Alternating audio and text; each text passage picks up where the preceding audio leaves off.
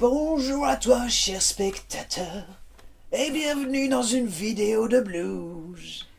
Parce qu'on va parler d'un sacré bout de cinéma qui sort donc en avril, un film qui rend hommage non seulement au blues, mais de manière plus globale à beaucoup de genres du cinéma qui ont influencé son réalisateur. On va parler de Sinners, le nouveau long-métrage de Ryan Coogler. L'histoire, nous sommes en 1932 dans le Mississippi, et nous allons suivre deux frères jumeaux qui se nomment Steak et Smoke, et qui avec leur cousin Sammy vont ouvrir un club, et on va les suivre le soir de l'ouverture de ce club.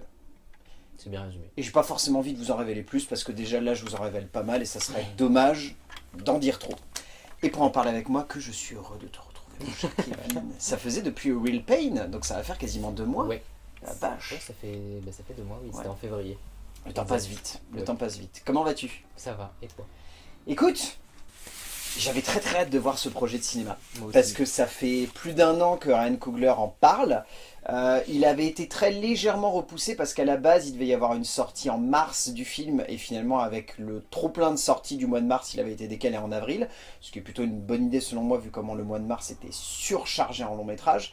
Au-delà de ça, c'était la première incursion de Ryan Coogler dans le cinéma d'action, de fantastique et d'épouvante horreur. En tout cas, c'était comme ça que le film était vendu. Ouais. C'était le retour de Michael B. Jordan en tête d'affiche d'un long métrage. Donc à partir de là, voilà, les deux se retrouvent. Comme T'as d'hab. envie de voir ce que ça donne. La campagne promotionnelle était très alléchante, à base d'images qui intriguaient, qui donnaient vraiment envie de voir ce que ça pouvait donner, qui poussaient à la curiosité vraiment, vraiment, vraiment abusive, parce qu'il y avait eu un très bon travail de la part de Warner pour ne pas révéler grand chose de ce que le film allait être. Ryan Coogler, moi c'est un cinéaste que j'aime beaucoup, et on a eu l'occasion d'en parler avec Kevin hors vidéo, parce que son cinéma il est génial, depuis Fruitvale Station jusqu'à Creed en passant par Black Panther. C'est un metteur en scène qui est fascinant à suivre et qui fait partie de cette génération de cinéastes qui est rapidement montée en niveau. C'est-à-dire qu'il a fait un premier film indépendant et direct on lui a confié un gros projet qui est Creed, puis ensuite encore plus gros avec Black Panther, et pour autant c'est pas un cinéaste qui a déçu par le biais de ça.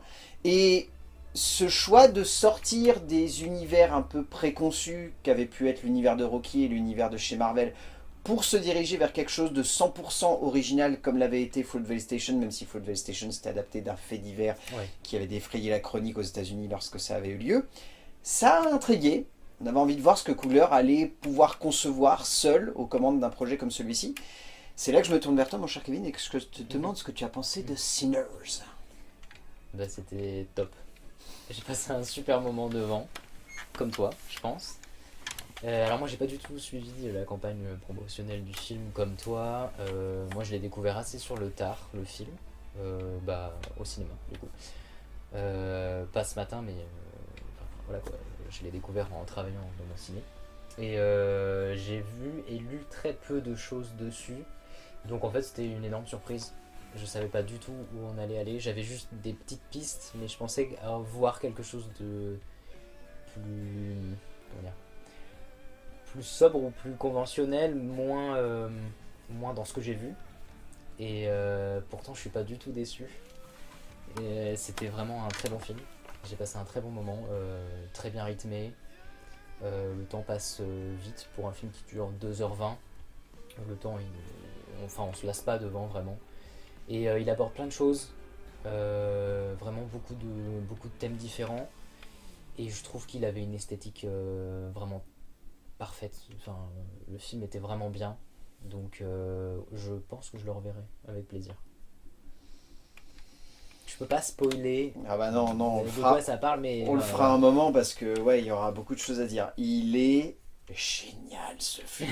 Il est trop bien. Ça faisait longtemps que j'avais pas été autant enthousiasmé entre guillemets par un blockbuster, même si je sais pas si on peut vraiment parler de blockbuster au travers de son long métrage, même si en un sens ça l'est quand même sur pas mal de points. à moitié peut-être. C'est un vrai projet qui est référencé, qui a plein d'idées, qui nous les balance à la gueule en nous répétant constamment « Regarde, c'est cool !» Et il n'y a pas que de la réflexion derrière, parce qu'on aura l'occasion de l'évoquer, il y a plein de thématiques qui sont abordées, mais purement factuel, c'est fun comme film. Ouais. Tu t'ennuies pas, le truc est bien rythmé, il t'emmène de A à Z, il te fait passer par plein de stades émotionnels, il te fait ressentir des frissons. Il y a des scènes qui sont des purs moments de chair de poule, mais alors c'est un bonheur, de la bonne chair de poule, hein, pas genre on a peur, même si ça arrive aussi quelquefois. Non, vraiment de la chair de poule, genre de plaisir. Genre Ouais. vous avez kiffé votre moment et vous êtes en train de vous dire ouh dis donc, là mon corps me fait comprendre que oui. Ouais, c'est vrai. Ce film a des petits défauts qu'on aura l'occasion d'évoquer, des petits problèmes à gauche ou à droite, mais ça n'est rien par rapport à tout ce qu'il arrive à partager et à proposer aux spectateurs. C'est un pur trip fun en fait, qui arrive à la fois à être un bon film de genre, simple, radical, et en même temps un film avec une densité dramatique, visuelle, immersive et émotionnelle qui fait que du coup on ressort en se disant mais donne-moi en plus quoi. C'est vrai. Ouais, ça passe par vraiment plein de choses. Et le film prend vraiment le temps de construire son histoire, en plus, où on développe bien les personnages. Il y a une partie, c'est vrai que le film, on peut peut-être le diviser en deux parties, Même en trois j'aurais dit, tu vois. même en En trois. trois parties, ouais. Ouais, enfin, ouais, après, peut-être, bon, on va en parler si tu veux. Ouais, mais on aura l'occasion c'est de vrai que l'évoquer, ça ouais. fait plus, on installe, c'est plus lent, et puis après, c'est beaucoup plus rythmé, plus dynamique, etc. Mais ouais, il est très très bien. En fait, ce que je trouve bien, c'est que Ryan Coogler, il a appris des choses, ça se voit, en bossant sur Marvel et sur l'univers de Rocky. Ça Ouais, se sent qu'il a appris comment gérer un film avec beaucoup de budget et surtout comment faire en sorte de créer une esthétique et créer une dramaturgie dans quelque chose qui peut sembler très dense et où on peut facilement se perdre. oui, Parce qu'on va pas se mentir, que ce soit l'univers de Creed ou l'univers de Black Panther, Ryan Coogler, dedans, il est un peu comme une fourmi au milieu d'un énorme réseau immense de conduits qui sont supposés l'emmener dans plein de directions parce qu'il a un univers qui est déjà préconçu. Il doit se greffer à une batterie de personnages qui ont déjà été mis en place. Et pour autant, il doit au milieu de tout ça réussir à rendre quelque chose de clair et surtout ouais. faire en sorte que cet univers prenne vie à lui seul sans avoir besoin du reste qu'il gangrène au point de potentiellement l'empêcher de pouvoir pleinement naître. C'est pire dans un Marvel. Ah oui, c'est pire dans un Parce Marvel. que Rocky encore. Bah Rocky, Oui, il a eu mais l'avantage d'avoir un seul personnage auquel s'accrocher et ensuite de trouver un moyen de se raccrocher à Rocky pour le ramener dans l'univers, mais Mhm. d'avoir vraiment ce héros qui peut prendre place et qui peut évoluer tout seul. Mais Ouais. par exemple, ouais, dans Black Panther, on pouvait craindre le pire lorsqu'il y avait eu les premières images parce que autant on peut se dire visuellement ça va pas être dégueu, autant on peut se dire niveau histoire, est-ce qu'il n'y a pas un moment où Ryan Coogler va complètement se perdre et se faire gangréner par la machine Marvel qui va l'obliger à remplir un Bah, cahier des charges très précis quoi. c'est justement ça le problème, c'est que tu as un cahier des charges qui est beaucoup trop. Qui t'ampute en fait C'est ça. de ton style. Chose Aussi, de qu'il ta n'a mise pas en ici. scène. Et là, pas du tout. Bah non, là, il peut se faire plaisir concrètement. Tout à fait, hein. Bah, c'est vrai qu'il y a peu de réalisateurs, même dans les films Marvel, où à chaque fois on se dit ah, c'est tel réalisateur, c'est génial, et en fait on voit pas vraiment sa patte. Hmm. Il y en avait un, c'était peut-être Ryan Coogler, et à la limite il y avait Chloé Zhao. Oui. Par moment, je trouve que ça faisait vraiment sa patte à elle. Sinon, après, ça reste très Oh non. similaire, on va dire. Mais, Mais là, il a ouais, complètement là, les mains libres, il a s'éclate. champ Quoi. libre, ouais. Il s'éclate. Bah, je te propose qu'on plonge dans l'écriture déjà pour évoquer toutes les choses qu'il a réussi à mettre en place dedans. Parce qu'il a écrit le film seul, ce qui est pas une première parce que je crois que Fruitvale Station était écrit seul, mais il avait écrit le premier Black Panther avec quelqu'un et le deuxième aussi avec quelqu'un. C'est possible, Et ouais. Creed, bon ben voilà, il avait l'univers, il avait développé ça avec Stallone, donc Ouais. il y avait clairement un côté accroché à quelque chose de plus concret. C'est la première fois donc qu'il se retrouve réellement à développer un univers et à le construire et le déconstruire tout seul. Kevin a cité un très bon point en évoquant le fait que c'était un film qui prenait son temps. Et je veux vraiment orienter le début de l'écriture autour de ça. C'est un bonheur de voir un film où on n'a pas l'impression que tout va à 200 à l'heure. Ouais. Et où Les il y a- personnages sont c'est placés, survolé, surtout. la situation évolue concrètement, on sent qu'il y a une dramaturgie qui se met en place, on a le temps de faire des connexions entre tout le monde, on a le Exact. temps d'avoir un impact émotionnel, et quand il y a la bascule, ça arrive de manière intelligente. C'est pas genre juste le film doit vriller, point barre. Ouais, bien sûr, parce qu'on nous met des petites miettes avant que ça devienne vraiment un deuxième film, on va dire ça. Mais c'est vrai que quand tu regardes la première partie, enfin pour moi il y a vraiment que deux parties, mais quand tu regardes la première partie, on a vraiment l'impression qu'on peut aller dans autre chose. Si on continuait vraiment sur la lancée de la première partie du film, on pourrait très bien partir dans un thriller ou un drame plus. Un drame social en 1932 Ouais. dans le cœur du Mississippi, Parce que pourquoi pas. clairement, ouais, parce qu'il y a quand même beaucoup de. Il y a un petit contexte historique qui est quand même mis en place dedans. Et enfin, un gros peut-être même. Je sais pas après la véracité des faits, mais il y a quand même vraiment un bon contexte historique dedans. Et on pourrait se dire que de bout en bout, le film va rester très sérieux. Et en fait, pas partir dans un genre très différent. Et ouais. Quand je te disais que moi j'avais la sensation qu'il y avait 3 actes, c'est-à-dire que pour moi il y a l'exposition, la partie où on présente réellement les personnages, il y a le club, le moment où la fête commence et où il n'y a pas encore eu la bascule, Ah oui, d'accord. et pour moi il y a la bascule. Mais on pourrait presque dire que c'est en 3 actes et que par contre ton côté 2 parties, c'est vrai que d'un point de vue technique, on peut réellement parler de 2 films.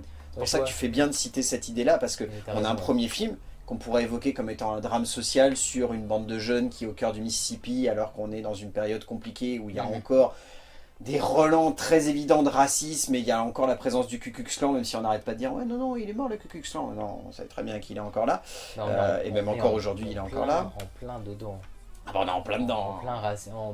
Enfin je veux dire, c'est pas un anachronisme, en pleine Amérique raciste. Ah bah non, c'est pas le cas. C'est toujours le cas, oui. Mais je veux dire là c'est vraiment dans les fondements encore plus virulent quoi. Oui c'est ça, de toute façon il faut pas se mentir, il faut toujours garder cette idée en tête, mais le racisme en tout cas de manière concrète n'a réellement cessé aux États-Unis qu'à partir des années 80, voire même 90 si on voulait pousser de manière globale. Donc là on est dans une période où il y a une forme d'émancipation qui commence à voir le jour, mais où clairement encore une fois il y a un côté de la rue qui est pour les noirs et il y a un côté de la rue qui est pour les blancs. Ouais, même si le film... C'est très bien mis en relief d'ailleurs à un moment dans le film, le côté, il y a vraiment un côté de la rue qui est blanc, un côté de la rue qui est noir, c'est très intelligent au tout début.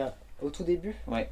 Quand il y a la fille des 2 personnes qui vont s'occuper du repas qui traversent la rue, on voit en fait que la rue est littéralement séparée en 2 et que d'un côté c'est le marché des blancs et de l'autre côté c'est le marché pour les personnes de couleur. Mais c'est ça qui est intelligent, c'est que vu que Coogler prend son temps, il peut développer plein de thématiques. Il peut montrer une Amérique qui est divisée en 2. Il peut montrer un mélange des cultures qui se fait du coup d'un côté de la rue et qui ne se fait pas de l'autre. Il peut montrer une bande de personnages qui ont chacun des questionnements divers et variés. On peut nous proposer 2 jumeaux qui visiblement reviennent de Chicago parce qu'ils ont bossé pour Al Capone. Et on peut se permettre aussi de nous montrer un petit Sammy qui a un père qui est prêtre et qui a envie de s'émanciper un petit peu de ça pour réussir à simplement jouer de la musique. On nous plante un premier décor qui est assez génial au travers d'une voix off qui nous dit littéralement la musique a un pouvoir fantastique, c'est-à-dire que potentiellement elle fait la frontière entre le monde des vivants et le monde des morts, et surtout elle te permet littéralement de traverser le temps. Ce qui est génial, c'est que tu as tout ça qui est posé au début et tu te dis attends, ça fait beaucoup. Est-ce qu'on peut réussir à rendre ça concret sur toute la longueur du film? Et ben devinez quoi, oui. Carrément. Tout est concret. Tout ce que je viens d'évoquer a du sens par rapport à ce qui est placé dans la 2e partie et la 3e partie du métrage. C'est vrai. Non mais je suis d'accord avec toi, mais du coup j'ai bien aimé ce côté du coup très cosmopolite dans le film où on pourrait se dire quand on commence à voir le film ok ça va être les noirs d'un côté, les blancs de l'autre et ça va peut-être rester que comme ça, et en fait c'est absolument pas ça. Il y a plein de personnages très différents qui sont mis en avant. Citer Mary qui a un impact très fort sur la dramaturgie. On peut citer aussi le couple avec Beau et et j'ai plus le nom de sa femme, mais voilà, Beau. Oui, je sais plus comment elle s'appelle. Non, mais les deux qui sont asiatiques et qui clairement ont un impact sur toute la dramaturgie. En fait, puis même en fait, c'est.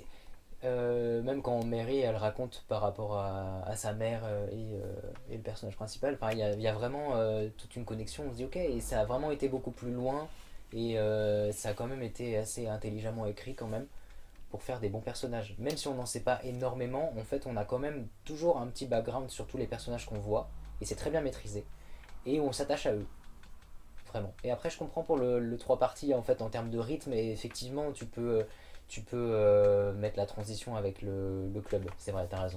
Mais tu l'as très bien dit, pour moi c'est une magnifique toile en fait qu'il a fait Ryan Coogler ici, c'est-à-dire qu'il a ces 3 personnages centraux, on va parler de 3 parce qu'on va dire les 2 frères et Sammy, mais ça s'étend. Et ça tisse des liens entre chaque protagoniste, et ça arrive à faire des liens qui vont avoir de l'impact par la suite du récit.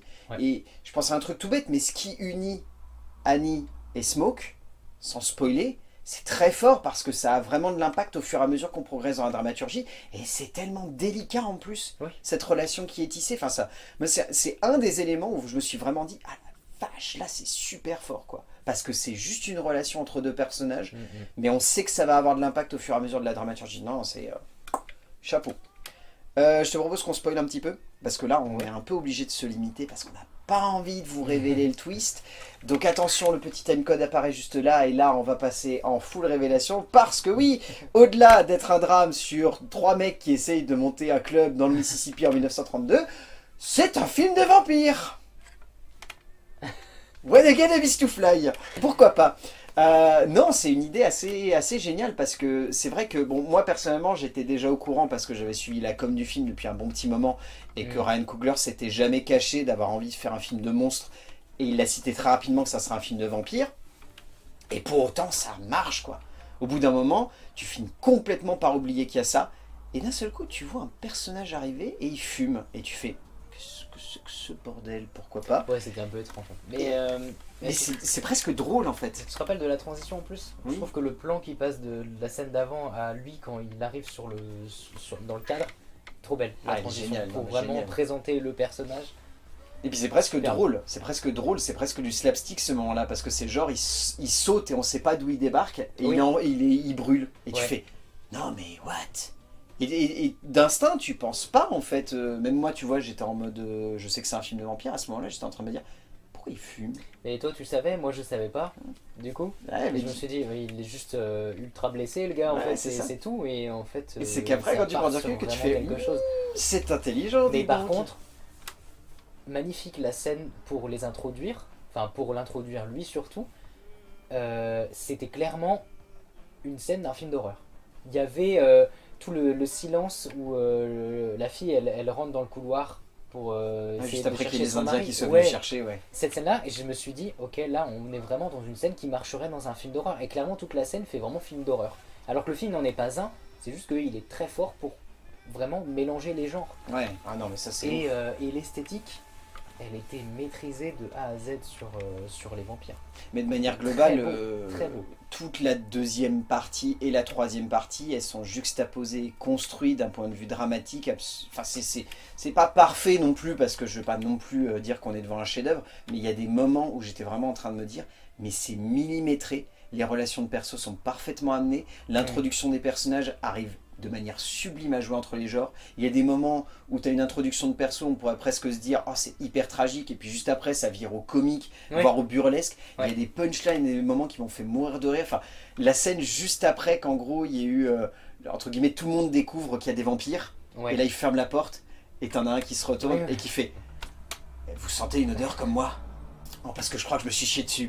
Et tu te dis c'est débile, Ouais. mais ça fonctionne tellement bien pour Ça désamorcer fait ce rigoler. moment de tension. Enfin, et il y a plein de trucs comme ça où tu te dis que c'est super millimétré, parce que c'est une écriture qui demande vraiment le timing entre passer d'un moment où il y a une tension de dingue à une blague.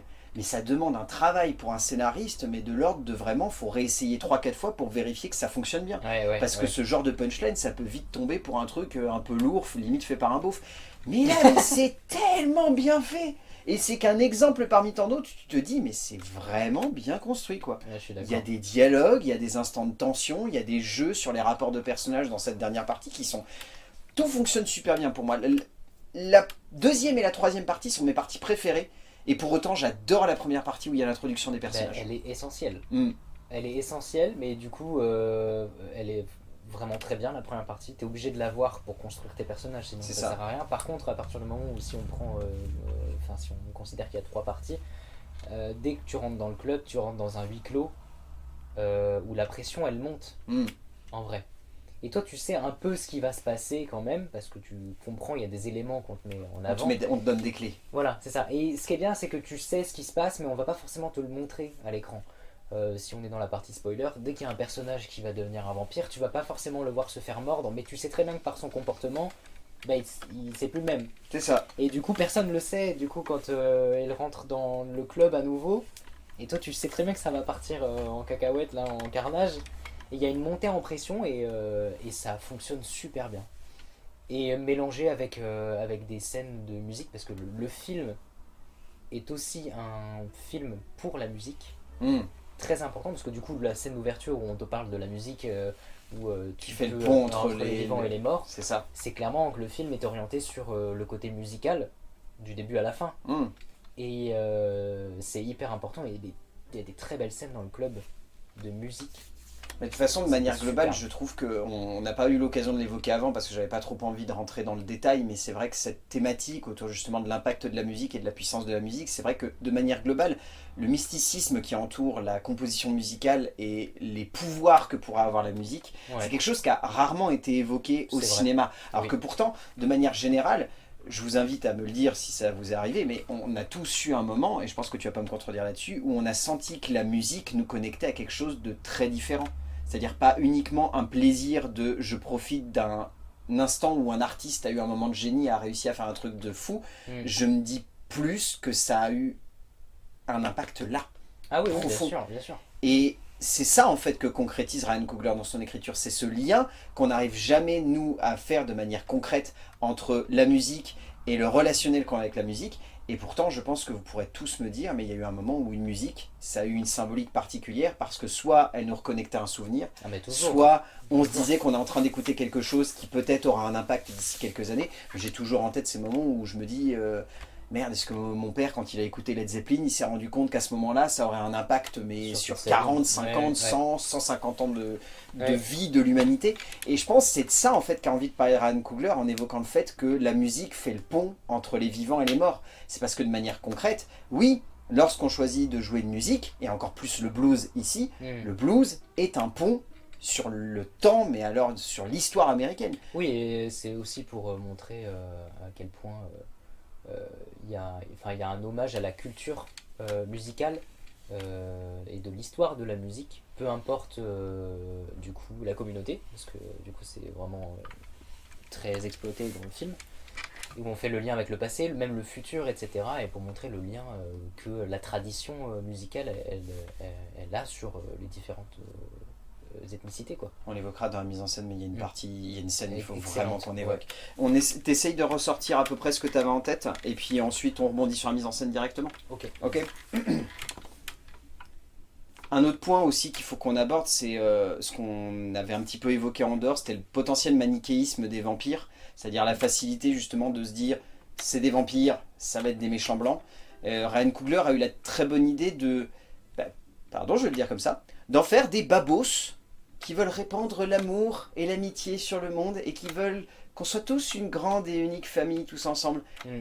C'est une idée assez géniale. Ouais. J'adore, Ouais, j'adore. ouais, alors bah, du coup, le côté love, paix sur la terre, etc. Faut pas oublier quand même que c'est des monstres du coup, C'est ça. parce qu'il y a quand même le côté menace qui reste. Voilà, disons Dans que le- ça aurait presque pu être des protagonistes s'il n'y avait pas eu ce petit moment où en fait, pour avoir droit à l'amour et l'amitié, il faut se faire croquer. se faire bouffer, faut passer par la souffrance et par la mort quand même. Voilà.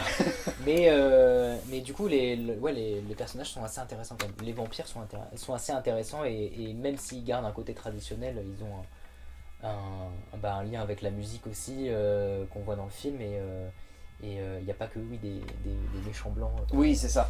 C'est ce qui est fort en fait, Bien. c'est d'avoir réussi à en faire une espèce de communauté un peu sectaire Ouais, exact. qui aurait envie de répandre un message positif, mais qui pour réussir à traverser ce message positif doit faire passer les gens par un stade de souffrance où littéralement en fait il faut perdre l'essence de la joie de vivre, c'est-à-dire la vie, Ouais. tout simplement, pour réussir à passer dans cette étape-là. Et c'est vrai que oui, on peut facilement faire le lien avec quelques sectes qui ensuite, dans les années 50, 60 ou même 70, ont essayé potentiellement de pousser des individus à perdre la vie pour trouver le bonheur ou la joie de vivre. Oui, on peut clairement faire le lien avec ça. C'est joyeux, dis donc. Oui, t'as vu, hein, on parle de thématiques joyeuses sur cette chaîne. Non mais Ouais, le vampire est très original. c'est ça, c'est ça. Et puis on en parlait, ça se fait au travers de scènes. Enfin, il y a une scène notamment qui est assez lunaire, si on vous l'évoque comme ça, mais qui est très Oui, impactante. C'est cette scène de Gig. On va la résumer comme ça. Disons qu'il est potentiellement envisageable que ça vous déstabilise. Oui, voilà. Mais dans Ouais. le contexte du film, elle fonctionne Il faut, tellement en bien. fait, il faut voir le film pour vraiment comprendre tout le contexte ensemble, où les scènes peuvent vraiment être. Wow. Enfin, c'est quelque chose où tu te dis, ouais, c'est vachement bien maîtrisé. Et quand on le dit comme ça, on a l'impression que c'est un film tout pourri, où ça part dans tous les sens et on va. La barrière entre ce On que va- les gens ouais. vont trouver être un C'est nanar ça. et ce que nous on trouve génial, oui, c'est vrai qu'elle est un peu fine, Parce quoi. qu'en vrai, ouais, c'est ça, il faut avoir du recul et aussi parler de tout le folklore aux États-Unis. C'est ça. Des sorcières, les zombies, parce que quand ça se passe dans les bayous, il y a beaucoup de folklore américain là-dessus. Et le film parle très bien de ça. Et c'est vrai que certaines personnes pourraient décrocher à partir du moment où on fait la bascule entre les deux, mais en fait, moi je trouve ça tellement bien maîtrisé, même esthétiquement et tout, que il y a aussi une pression tout le long. Enfin, vraiment, quand on est dans le huis clos, entre la deuxième et la troisième partie, si on met le film en triptyque, c'est quand même. On est quand même tenu en haleine. Ah bah On se complètement. demande quand même ce qui Complètement. va se passer, quoi. Parce que, vu qu'on n'est pas dans quelque chose de très classique ou linéaire sur le film du vampire, on peut quand même être toujours surpris Ouais, du début à clairement. la fin, quoi. Clairement. Au niveau de la mise en scène, bon, déjà il y a ce choix assez particulier de format de la part de Ryan Coogler. Donc le film n'est pas un scope classique, c'est ce qui est appelé un Ultra Panavision 70. C'est, pour vous donner un ordre d'idée, le même format dans lequel a été tourné Les 8 salopards de Quentin Tarantino, et dans lequel est tourné prochainement 28 ans plus tard. Donc c'est un format qui prend un scope et qui rajoute des barres noires en plus, ce qui est vraiment un format qui, pour vous trouver un lien, est très utilisé aujourd'hui dans le monde du clip et de la publicité. C'est pas forcément un format qui est démocratisé au sein du cinéma, et c'est un vieux format qui date... Ça l'était plus avant. honnêtement, je crois que ça date des années 50, je crois qu'il y a un film de prise d'otage d'un train, un western, qui est le format entre guillemets le plus aplati, qui est encore plus aplati qu'un 2,60. En gros, c'est un 2,70 là. Je crois que c'est un 2,89 ou un 2,90. Enfin, c'est un format ultra large, mais alors hyper plat. Ouais, C'est très particulier. Il y a ce choix de format, moi que j'ai beaucoup aimé. Je trouve qu'il apporte vraiment une esthétique et un truc très particulier au film. En fait, il nous focalise l'attention comme si comme si on était en train de regarder le monde comme ça. Tu vois, les yeux légèrement plissés, mais comme si on devait vraiment être focalisé sur un détail en particulier dans l'image. Et je trouve que du coup, ça rend des scènes assez flamboyantes, et surtout vu que c'est assez particulier parce qu'on est dans beaucoup de décors où justement c'est de l'enfermement. C'est-à-dire que c'est souvent des décors clos, c'est-à-dire on pourrait presque parler d'un film qui est en huis clos durant, on va dire, les 2 tiers de son temps. Ce choix de format permet de se concentrer vraiment sur les visages de tous les personnages qu'on a dans la pièce, et de pas se concentrer justement sur le lieu en lui-même. Le lieu devient presque une évidence en fait pour nous, et on finirait presque par l'oublier par moments. Et je trouve qu'il y a un très beau travail justement de la part de Ryan Coogler sur le fait de se centrer sur les humains qui sont au sein de ce cadre, et pas sur le lieu en lui-même, qui doit avoir de l'impact, mais qui ne doit pas voler la vedette au message premier du film, qui est de parler justement d'humain et de communion. Et je trouve ça, enfin, ça fonctionne super bien. Ce choix de format, il est indéniablement très très juste. Ouais, c'est quelque chose que moi j'ai pas forcément remarqué, tous les détails techniques. Toi tu m'en as parlé même avant ou même après. Moi j'ai pas trop été surpris. Après c'est vrai que des films où on a les bandes noires, il y en a quand même encore. Enfin, après, en termes de connotation, ça fait plus cinéma de base. Maintenant, c'est peut-être plus utilisé dans les clips, c'est possible. Mais après, t'as potentiellement raison sur le fait que ça recentre plus sur les personnages et pas sur le lieu en lui-même. Après, le lieu, oui, on l'oublie un peu parce qu'on est tellement concentré sur les personnages qu'on nous présente. C'est ça. Mais moi, j'ai pas forcément fait attention aux mêmes détails que toi, je t'avoue. Ah oui, mais que veux-tu, c'est le côté technique, moi Oui, ça me titille. Donc forcément, je mets le bout des doigts dessus. C'est le petit téton de la pellicule, là, comme ça, je fais... mais au-delà de ça, par contre, niveau mise en scène, de manière globale, je trouve le film vraiment beau. Il a une très belle esthétique, un travail sur la profondeur des cadres, moi qui m'a impressionné. Enfin, notamment, la première partie du film se passe beaucoup sur des grands plans dans des champs ou dans des plaines quasi désertiques, ou dans des villes. Et je trouve que déjà ce choix de format, avec le contexte en plus dans lequel ça se trouve, j'ai trouvé un côté western en fait. Je trouve que dans l'esthétique, Coogler vient convoquer un peu de western dans la première partie du film en tout cas. Tu peux, ouais, c'est vrai que tu peux. Bah après, par les costumes, par les couleurs aussi, tu peux un peu l'associer, c'est vrai. Ah bah complètement, complètement. C'est vrai. Après, ça fait partie, entre guillemets, de tout ce que j'ai cité au début, c'est-à-dire que le film est un véritable mélange des genres, mélange des thématiques, mélange des couleurs, mélange des ethnicités. Enfin, c'est un film qui mélange tout et qui se complaît justement dans ce mélange. Et c'est peut-être là-dedans, je pense, qu'il arrive à puiser une force, Ryan Coogler, dans le sens où ça n'est pas un film qui se cantonne à une unité de lieu, une unité de temps, une unité de genre, une unité de personnages. C'est un film qui passe son temps à évoluer, à fluctuer entre les possibilités, les jeux, les interprétations, sensations, les ressentis, les émotions. C'est un film qui nous fait passer par des moments de chair de poule et qui à d'autres moments va nous faire sursauter. Ouais. C'est un film qui nous fait rire et qui par moments nous inciterait presque à verser une petite larme. C'est un film qui nous terrifie et en même temps qui nous met en jubilation devant certaines scènes. En fait, c'est un film qui est émotionnel. En fait, c'est un cocktail et même visuellement, on pourrait se dire qu'en termes de couleurs, ça va pas être très riche parce que du coup, la première partie, c'est pas très coloré, on va dire. Mais en fait, vu qu'on fait un mélange de plein de genres et de plein de cultures, il y a plein de scènes où tu peux avoir plein de couleurs vives qui vont se mettre en place. Il y a le plan séquence, le fameux. C'est plein de couleurs en fait. C'est vrai qu'au début tu te dis qu'est-ce que c'est que cette scène, et en fait ça reste la scène la plus belle du film parce que c'est peut-être même celle qui rend le plus hommage au genre principal qu'il a voulu évoquer, et c'est tellement bien fait que ouais, je trouve qu'il y avait une belle utilisation même de la couleur même mais il y a des... Après c'est vrai, il y a un petit côté poussiéreux un peu qui fait western, t'as raison, vers le début. Il y a, après beaucoup de marron qui ressort comme couleur parce qu'il y a beaucoup de les vêtements, le bois, la terre, etc. Ça fait un peu contexte western quand ils sont à la gare. Ouais, c'est ça. Aussi, ouais. Ah bah de toute façon, cette scène de gare, elle est splendide. Enfin, Ouais. Mais de toute façon, je pense de manière globale qu'on n'a même pas un quart des nombreuses références qu'a voulu glisser Ryan Coogler dans la majorité de son film, parce que je suis persuadé que ce plan de la gare avec le train qui rentre, c'est un clin d'œil à un autre long métrage, ça se voit à 10 km. C'est possible. On pourrait presque être dans c'est un hommage à Il était une fois dans l'Ouest et l'entrée en gare de Sophia Loren, enfin c'est un tout petit truc comme ça. En fait, moi c'est ce qui me passionne entre guillemets dans Ryan Coogler, c'est que ça sent que c'est un cinéaste référencé et qu'il les assume, ses références, qu'il les montre ouvertement, mais qui sait bien les dissimuler et les digérer pour faire en sorte qu'au sein de son film, on se dise ah, ça rend peut-être hommage à ça, mais ça va un peu plus loin. Ouais, parce que tu peux vite te perdre dans je vais faire un hommage ou une référence à, et en fait tu copies un style. En fait là c'est pas du tout le cas, hein. Il a son propre style à lui et en même temps il peut mettre beaucoup de références. C'est vrai que t'as raison, mais il faudrait le revoir peut-être pour réussir à cerner toutes ces références. Ouais, c'est vrai.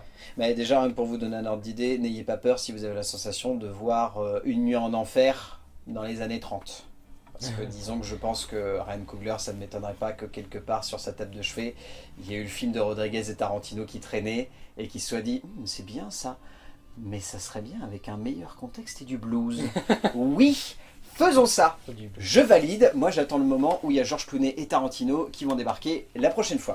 Bref, ça, c'est un autre débat. Peut-être raison. Hein. Peut-être que j'aurais raison, ou peut-être que je suis complètement en train de mitonner, de raconter des bêtises. Non mais ouais. Mais par contre, juste pour rebondir et pour finir un petit peu sur cette partie de mise en scène, au-delà de ce que tu as très bien évoqué, moi je trouve aussi c'est la durée des plans qui joue beaucoup sur la globalité du jeu de style qu'il y a dans ce film. C'est-à-dire que c'est un film qui use beaucoup de plans séquences, et pas des plans séquences pour l'effet de style, mais des vrais beaux plans séquences qui ont de l'impact et qui jouent justement sur les situations. Dès le début, de toute façon, il y a un long travail sur le montage, notamment avec cette première scène d'introduction qui plonge tout de suite dans l'ambiance et qui joue très bien le côté il s'est passé un truc, on ne sait pas ce que c'est, vous allez le découvrir. Et puis ensuite, cette scène où en gros il y a un personnage qui doit aller en chercher un autre de l'autre côté de la rue, qui doit la ramener et qui doit la faire revenir dans la boutique. C'est un plan séquence aussi. C'est ça. Et puis tu l'as dit, cette scène de communion musicale qui est juste... Vous vous rappelez ce que j'ai dit au début? Je les ai eu tout du long de la scène. Franchement, la scène était très belle. Parce que tu vois pas ça, en fait, habituellement. De toute façon, Ryan Coogler, c'est un très grand cinéaste du plan séquence et surtout de l'impact du plan séquence. C'est-à-dire que même dans les Black Panther, même dans Creed, des films où ça peut sembler très compliqué de mettre des plans séquences et surtout que ça ait du sens, il arrivait toujours à en greffer un où on se disait « Waouh, ça c'est une prouesse technique ». Dans Creed, c'est le premier combat de boxe qui est entièrement en plan séquence. Ah oui, entièrement en plan séquence. Et pas un plan séquence entrecoupé, un vrai pur plan séquence. Et dans Black Panther, c'était une scène de fight qu'il y avait au milieu du film, qui était entièrement en plan séquence aussi, qui était dans un espèce de grand casino, qui était en carré. Ah oui, oui. Et c'était en plan séquence. Et encore une fois, il perdure cette idée que le plan dans la durée permet de créer quelque chose de fort, un sentiment, un ressenti, et c'est exactement ce qui se passe ici. C'est les quelques scènes qui sont vraiment en plan séquence pur. Elle te décroche soit une chair de poule, soit elle crée une tension qui est évidente et que tu peux pas décrocher à la fin du film. Enfin, encore une fois, 2h17. 2h17 et à aucun moment je ne me suis dit c'est long. Ouais, moi je suis pareil, comme toi. Voilà. Casting mon cher? Casting assez costaud mine de rien, où on va avoir pas mal de beaux noms à évoquer. Déjà il faut citer la révélation qu'est Miles Caton, qui joue donc Sammy, Ouais, parce que c'est son premier rôle au cinéma. Waouh. Monsieur, bonjour. Non mais hallucinant, drôle. présence ultra charismatique à l'écran, une voix de Il dingue. chante très bien, ouais. Ouais non, il dégage quelque chose, c'est absolument hallucinant. Dans les rôles plus secondaires, il y a Jack O'Connell, Mais c'est quel... c'est le chef des Bad Guys. Ah oui, ok, mais j'avais pas vu son visage, me parle pas. Ah moi j'adore cet acteur, j'adore cet Et acteur. dans quoi on l'a Si vu? tu as l'occasion de voir un jour 71, c'est un très très bon film. Je te donnerai une petite liste, t'inquiète pas, j'ai plein de films avec Jack O'Connell qui sont excellents. Dans les rôles plus tertiaires, on a Wunmi Mosaku qui joue donc Annie, on a Jamie Lawson qui joue Pearline, on a Omar Benson Miller qui joue donc Cornbread. Cornbread, ouais. Vraiment excellent. Lee Jun-Lee qui joue Grace, Delroy Lindo qui est excellent dans le rôle de Delta Slim, je l'ai trouvé juste exceptionnel du début à la fin. Hailey Stanfield qui joue Mary, qui est très très bien aussi, Ouais. qui aurait pu tomber dans la facilité, dans le sens où entre guillemets c'est la seule blanche gentille, mais c'est Oui. pas le cas du tout. C'est un très joli personnage, je trouve, qui a beaucoup d'impact par la suite. Et nous avons notre double dose de Michael B. Jordan. Exactement. Puisqu'il faut parler de double Fois dose de Michael B. Jordan, puisqu'il joue donc deux jumeaux. C'est très compliqué de jouer des jumeaux pour un seul acteur. Ouais. Et peu d'acteurs peuvent se vanter d'avoir pleinement réussi l'exercice de style.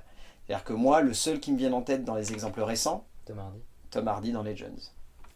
Je l'ai pas vu le film, mais oui, c'était des jumeaux. Ouais. Voilà, Ouais. c'est la seule fois où je me suis dit, c'est très très bien fait, et en plus les deux personnages pour le coup étaient diamétralement opposés, Ouais, donc bien ça sûr. donnait vraiment un très joli jeu. Là, il a une belle complémentarité parce que c'est des vrais jumeaux.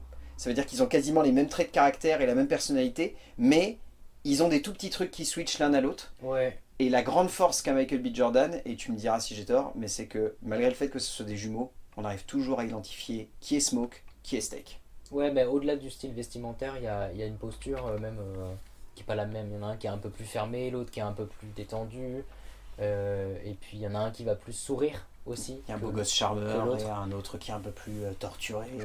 Ouais, alors c'est dit de manière un peu cliché, parce Oui, qu'en complètement. réalité, ils ont clairement le même but dans la vie. Hein. Mais ils ont le même but Mais, et ils ont quasiment les mêmes trucs qui les ancrent dans la réalité. quoi. Les mêmes C'est- intérêts, c'est ça. et forcément l'enfance commune et tout, Mm. mais juste on sent la différence des caractères et en fait c'est là que tu vois, parce que c'est quand même, comme tu disais, très dur à faire, je pense, comme rôle de jouer des jumeaux, mais tu sens qu'il est quand même doué pour différencier les deux. Ouais, Donc, complètement. Non, mais de toute façon, ce casting, il a une bonne performance. il dans le démontre film. encore une fois ce casting que Michael B. Jordan a l'image de tout ce qui traverse l'univers de Ryan Coogler. Lorsqu'ils sont bien dirigés, ces acteurs parviennent à se transcender et à livrer des performances qui sont vraiment marquantes. Et chacun, à sa manière, arrive à très bien jouer avec son personnage et surtout à osciller entre les tons, les styles, les moments qui sont des purs dialogues et d'autres moments de tension où il doit se passer quelque chose de très précis sur leur visage. Enfin, Ouais. ça peut sembler simple de dire un acteur il joue bien, mais je pense que s'il n'est pas bien dirigé ou pas bien emmené par son réalisateur, il n'arrive pas justement à se transcender pour livrer quelque chose de plus que simplement une bonne performance dont on se souviendrait à la fin. C'est Et vrai. là c'est ce qui se passe, quoi. C'est tous des performances de dingue. Ouais, puis je trouve que ça communique bien entre eux en fait. Il y a une bonne alchimie avec Ouais, tous les personnages. complètement. Tu vois, tu sens que, je sais pas, il y a un bon lien avec toutes les performances que tu vois à l'écran. Ouais. Et ça matche bien avec tout le monde. Non, mais c'est clair. Petite mention, on le mentionne pas assez dans les vidéos, mais Ludwig Göransson, Ah, incroyable. Ah, je voulais t'en parler. Ouais, toujours c'est le même compo parce c'est que le même compo à chaque fois. du coup, il y a une scène où tu sens l'influence d'une musique qu'il y avait dans Black Panther. Ouais, complètement. Et quand j'ai regardé au générique, à la fin, c'était toujours lui. Ouais. Bah, pour te dire à quel point Ouais. il s'est investi ici, il est carrément producteur exécutif du film, donc je pense qu'il avait Et bien conscience il y a que... pas sa femme ou Il y a sa femme qui ouais. est productrice de la musique originale. Ça, j'ai Donc, vu son nom aussi. Rien que pour ça aussi, pour cette partie musicale, faut voir le film. Parce que Ouais. là, pour le coup, il a livré une partition. Je pense que c'est une de ses meilleures, même si personnellement, je suis un C'était, immense fan de Ludwig incroyable. Göransson.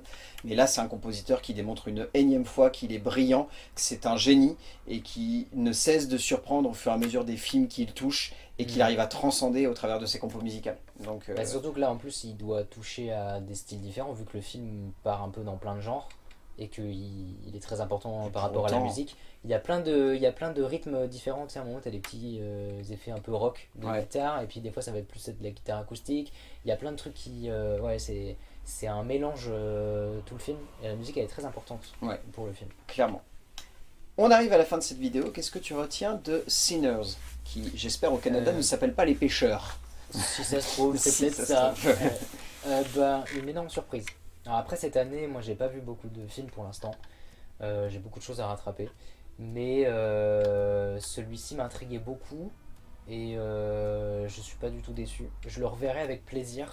Je pense que je l'achèterai même. Il faut avoir la curiosité de le regarder et surtout de se laisser la surprise de pas forcément trop regarder de choses sur le film avant de le voir. C'est important de garder la surprise et il faut surtout aller le voir pour la curiosité de tout ce dont ça parle en fait. Il y a tellement de choses abordées dedans, c'est un melting pot de plein de trucs et du coup rien que pour ça il faut le regarder. Et pour une scène en particulier, le fameux plan séquence, le film vaut vraiment le coup d'œil. Vraiment le coup d'œil. Je vais pas rajouter grand chose. Allez le voir. Vraiment, enfin, c'est une des grosses tueries grand public de ce début d'année. C'est un film, moi, qui me fait approuver de manière globale que le cinéma de Ryan Coogler, il est génial et qu'il faut continuer à le regarder. Fruitvale Station commence un petit peu à nouveau avoir des échos parce qu'il ressort un petit peu des cartons dernièrement. Regardez-le si vous l'avez jamais vu, Fruitvale Station, parce que c'est un immense film et c'est grandiose. Bon, par contre, il est Par contre, il est dur. C'est rageant, c'est triste, Et il est dur. mais c'est un fait réel, donc qui est malheureusement toujours d'actualité aujourd'hui dans le monde et surtout aux États-Unis, parce que ça se passe aux États-Unis. Oui, il faut se dire que c'était sorti bien avant l'histoire de Lloyd, donc C'est c'était sorti genre 2013. Ouais, 2013. Ouais. Oui. Donc Ouais. oui, c'était un film qui était malheureusement Voilà, un peu et voilà. visionnaire dans le pire sens possible. Exactement, ouais. Ouais. Et où ça s'arrange pas. Ouais. D'ailleurs. Mais du coup, oui, il est beaucoup plus court, le film, que les autres qu'il a pu faire, mais il est très bien, faut le voir celui-ci. Ouais, complètement. Et Sinners, vraiment foncez le voir. Sinners, ouais. Sinners de Ryan Coogler, c'est à voir et je pense que vous avez passé un bon moment et au-delà de passer un bon moment, vous allez prendre votre pied et en plus le film va vous faire réfléchir bien comme il faut. C'est nickel. Ouais. Merci mon cher Kevin Merci à toi. d'être venu. Je ne sais pas quand est-ce qu'on se retrouvera, mais j'espère tu me diras. vite. Bon, Ouais, oui, ouais. je me doute bien. Et d'ici là, on va dire aux gens d'aller voir des films parce que c'est bien d'aller voir des films et qu'on se retrouvera pour parler de films, bien évidemment. A plus. Et à la fin, il y a un caméo, les gars, je vous dis pas qui c'est, mais alors dans le genre caméo, si vous êtes un peu fan de blues, vous allez kiffer. Faut avoir la ref. Hein. Par contre, faut avoir la ref.